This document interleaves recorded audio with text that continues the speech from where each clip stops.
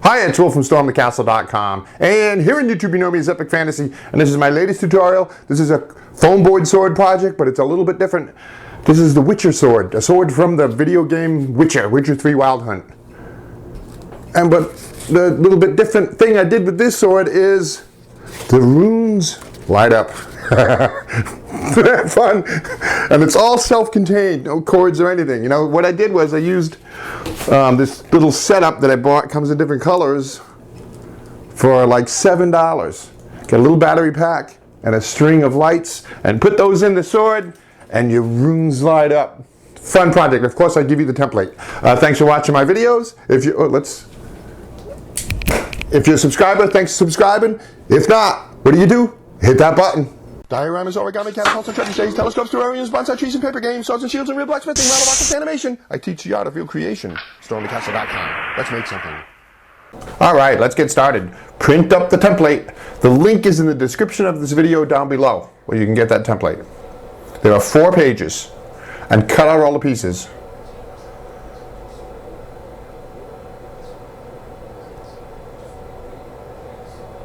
And then cut, and also don't forget to cut out this rectangular box in the middle there. There were 2 of those to cut out. Now let's put the template together. With a little bit of tape. You put this handle piece together, and also put that blade piece together. There's 4 pieces that make up the blade, so you end up with this piece, a pommel, 4 pieces that make up the blade,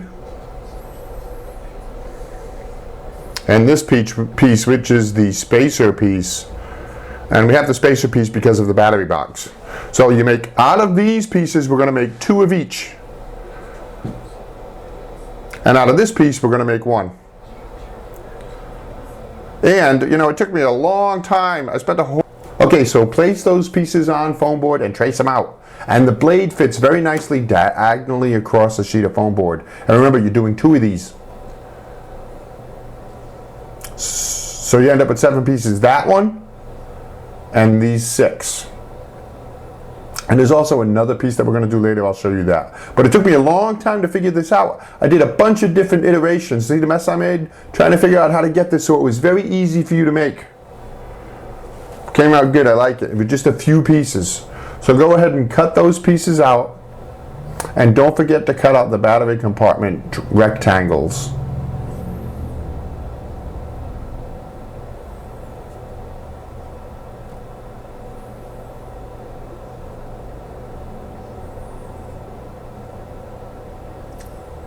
And I'm going to show you real quick how this is going to assemble. It's going to be a blade piece, a spacer piece, the guard piece, a spacer piece, the other blade,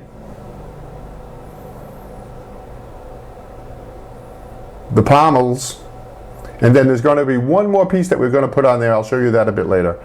But that's it. So let's fit it for our battery compartment. Try yours in the rectangle, and if it doesn't fit, redraw it and cut it out so it fits. You want it to slide right in that rectangle.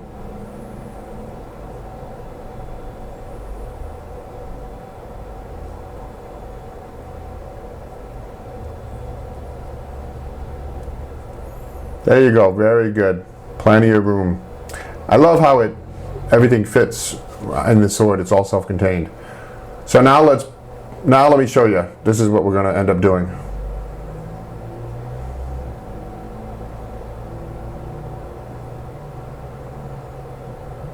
Very nice.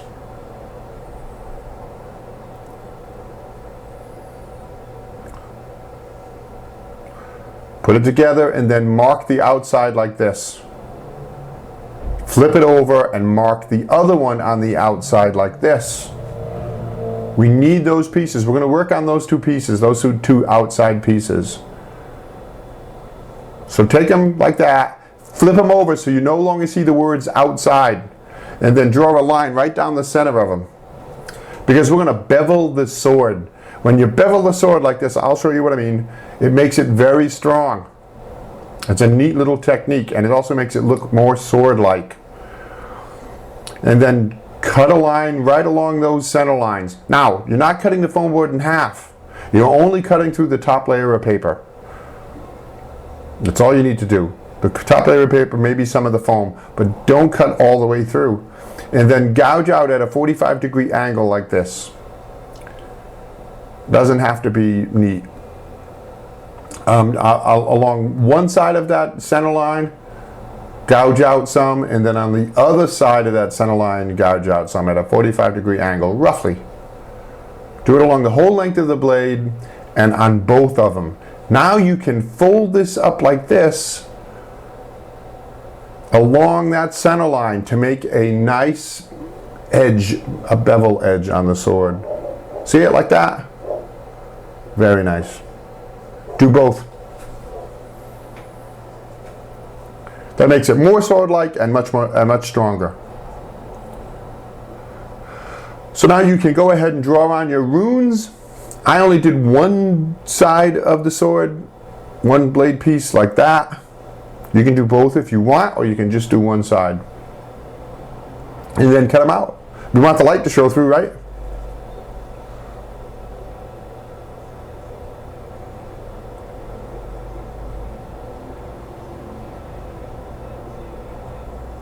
So now let's put this thing together. Take one blade one blade length, glue a spacer on it, and put the battery pack in there. And now we're going to run the wires and the lights and the battery and the LED string. So it's plenty long for the sword. So what you do is you run it along the length and then run it back. Run it to the right and then run it off back to the back. So what happens is you get a nice set of lights that are evenly spaced. So I ran it all the way to the tip, well, within about 2 inches of the tip. And then I ran it back and forth until the whole string was used up, because I think the string is like 6 or 8 feet long. And then just tape it down. Now it's going to be self-contained within the sword, so you don't have to be really accurate about taping it down. But there you go. And notice on the left there, I gouged out a little channel for the extra wire. But it looks good. See, that's what it's going to look like. So now let's finish building it. We've got our blade, we've got a spacer. Now we're going to put the center guard piece on there.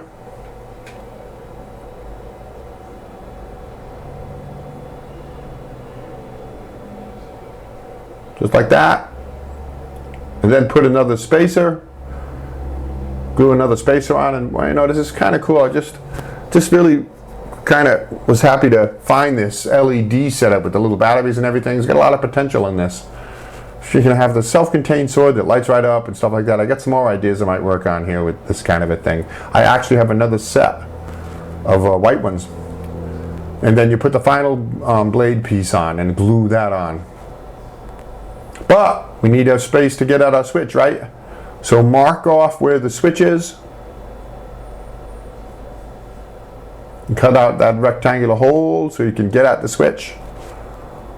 And there you go. Like magic. Yeah. Glue it on. As long as you can get at that.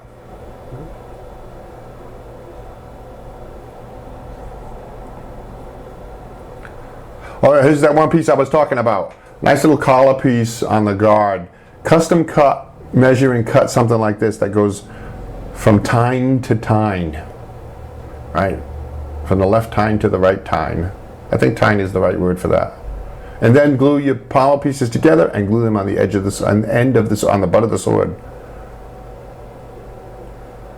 So one more thing remains. Shape the blades so you get that nice bevel line, so they're triangular, and then glue them together. And glue this in sections. Don't try to glue the whole thing if you're using hot glue, because it'll be cool. By the time you get to one end, the other end is cool. So glue it in 6 or 8 inches at a time. Glue it and hold it. And once it's done gluing, you can go ahead and sand things to smooth things out. Get it nice and straight. And all that remains is to paint it.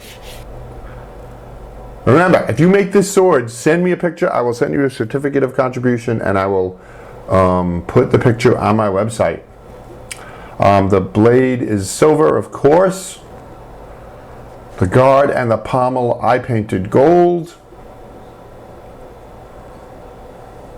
And the handle I painted red, and that is that.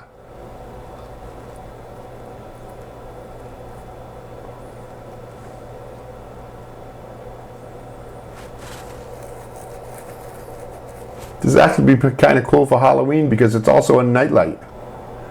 Let's take a look. There you go.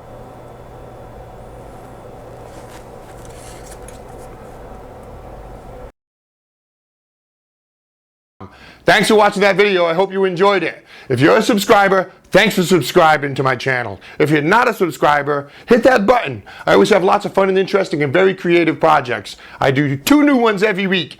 As an example, here's a couple more videos you might want to watch.